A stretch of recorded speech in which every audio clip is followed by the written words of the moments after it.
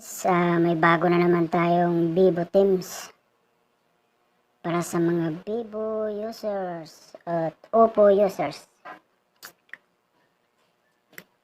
Pero bago tayo mag-umpisa sa ating tutorial guys, intro po muna tayo.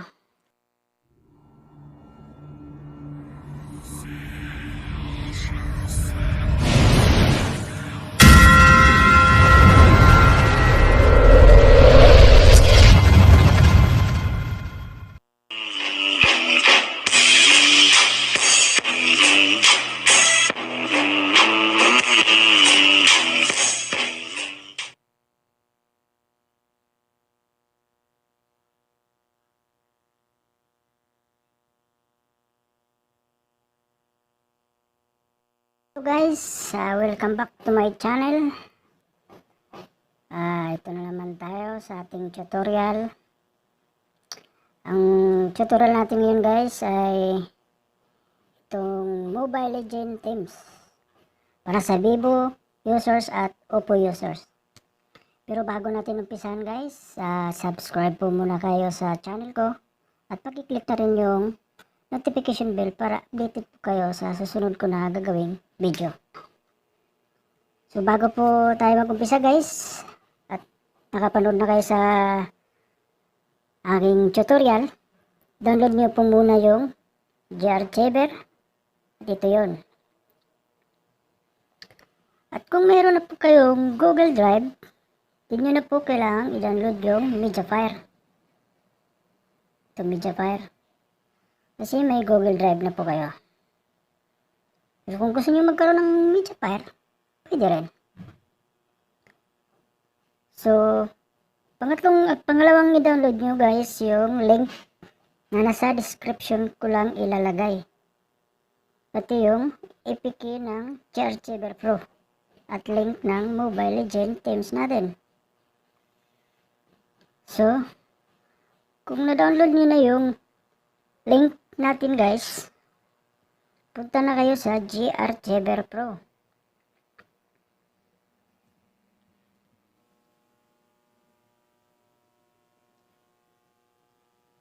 At i-click nyo po muna yung 3 dot na nasa taas na tatlong tuldok. Makikita nyo kaagad yan guys. Tapos settings. Tapos file manager. Tapos show hidden files. Yan guys, show hidden files. Check nyo lang guys. Tapos balik kayo, pindutin nyo yung arrow. Tapos kung na-download nyo na yung link natin sa Teams guys, yung Mobile Legends Teams, punta kayo dito sa download. Sa bandang gilid makikita nyo yung download. Pindutin nyo lang guys. So dito nyo makikita yung dinownload nyo na link. Hanapin nyo lang yung pangalan ng link. So sa akin guys, wala dito. Kasi siniparate ko siya. Hiniwalay ko siya ng folder. Dito tayo sa device memory. So sa akin guys, dito ko nilagay sa aking bagong folder sa Vivo Team. Ito ko nilagay guys. Yan. So guys, sunod yung gagawin, long press nyo lang to, itong link, tapos sabay copy. Copy lang guys, copy lang. Balik kayo sa device memory. Pindutin nyo. Tapos hanapin nyo yung DW guys. DW. Yan guys, DW. Yan. Scroll lang pataas guys, dahan-dahan kasi malapit lang naman yun siya. Tapos, pindot lang guys, pindot lang. Hanggang sa lalabas to guys. Dito nyo ipipaste sa T, letter T. Diyan nyo ipipaste guys. Pag na-paste nyo na yung link natin sa Mobile Legends Teams guys, ilong press nyo ulit yung finish nyo dito. Long press nyo ulit, tapos makikita nyo yung rename nasa baba. Rename nyo. Tapos yung zip na nasa dulo ng letra guys, palitan nyo ng H. Yan. Yan. So, lumabas na yung question mark sa box ng folder niya. So, tanggalin nyo na yun guys. Tapos punta kayo sa Teams application nyo guys. Teams application kung meron na kayo. Tapos local. Tapos local team. So, wala dito. Wala dito. Hindi binasa yung nilagay nating Mobile Legend Teams. Ito, para naman sa mga updated na team application. Kumbaga, updated tong Teams ko na application. So, titingnan natin sa settings. Titingnan natin yung version niya. Check for update. So, yung current version ko guys, 6.7. Ibig sabihin nun, updated yung team application ko.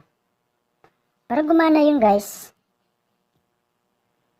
kailangan natin yung 5.3 version or 4.0 version. Yun ang kailangan nating application. So, para makuha natin yun guys, di mo na kailangan mag-download nun. Kung updated man yung application mo, team application, di mo na kailangan mag-download nun kasi pag mag-download ka nun sa Play Store, updated din yun.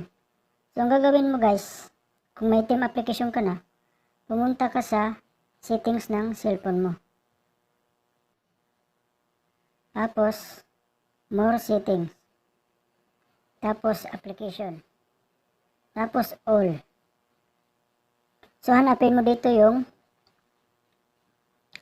team application mo. So, doon ka sa team. Doon ka sa T. Letter T. Element O, P, Q, R, S, T. So, dito mo makikita yung team application mo. So, ang gagawin mo guys, pindutin mo lang siya. Tapos makikita mo yung uninstall update. Tapos yung version niya nasa taas, 6.7. So para makuha mo yung old version mo na 5 point something or 4 point something, i-uninstall update mo. Okay. Okay. Sorry. So ngayon lumabas na yung 5.5.3.1 version. Ibig sabihin, ito na yung ito yung old version na team application. So, okay na yun guys. Tanggalin natin yun. So, balik tayo sa GArchiver Pro.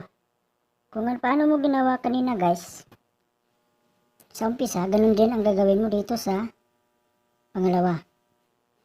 So, balik ka doon sa kung saan mo dinownload yun, naka-restro yung link na dinownload kanina. Kung nandun pa rin sa download, bumalik ka doon. So, ngayon sa akin, balik ako dito sa folder na ginawa ko. Vivo Teams. Long press uli.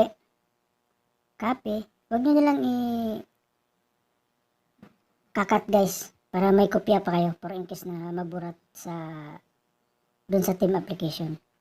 Device memory. Tapos hanapin uli yung DWD. Yan. Tapos pindot uli. Tapos yung T na folder. Paste uli dito. Paste. So ngayon guys, ganun din. Long press mo uli. Rename. Tapos palitan mo ng H yung zip na nakalagay. Ito guys, di ko na nilagyan ng password. Bali, rename na lang para mas madali naman. Para di na kayo mahirapan magano. So, okay. So ngayon guys, andito na. Nag-iba na yung folder ng mukha ng folder. So, back mo na naman. Tanggalin mo siya. Balik na naman dun sa team application mo. Pindutin mo yung team application mo. Tapos allow and continue lang guys. Tapos local. Ngayon, naging 7 yung total na nakarestore dito sa local teams mo. Ibig sabihin, binasa siya. Titingnan natin kung binasa nga. Ayun, lumabas. So, ito na yung Mobile Legend. So, ayun. Dito na siya. So, gagawin natin, pindutin natin yung Mobile Legend Teams. Tapos, apply.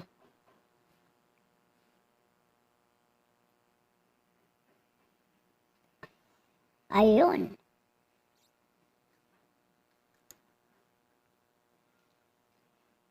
Lumabas ang Mobile Legend Teams natin.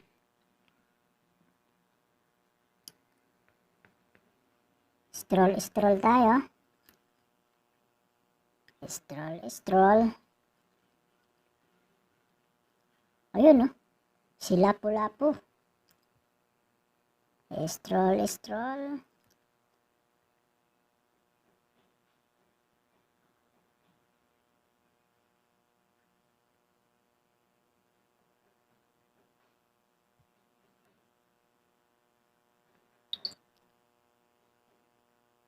Kagura.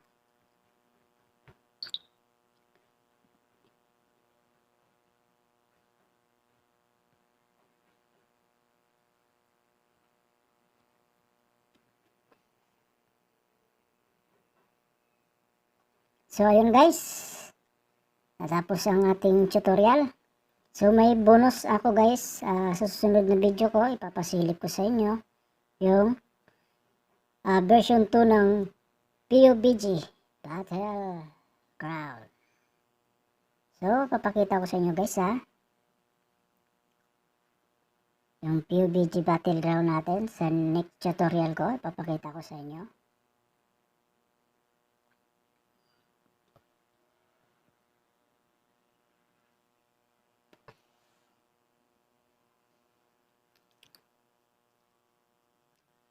Yun guys, yung PUBG Battleground version 2 ng PUBG Teams natin. Yan yung version 2 ng PUBG Teams natin for Vivo. Scroll natin guys. So, huwag nyo lang kalimutang mag-subscribe guys sa ating channel. At i-click ang notification bell para updated po kayo sa susunod na gagawin kong video.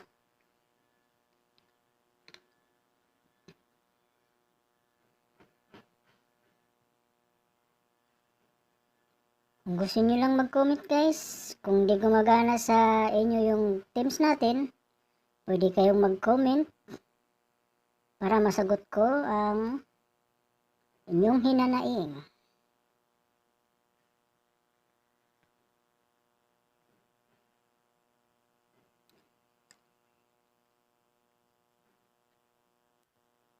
So guys, see you on next tutorial.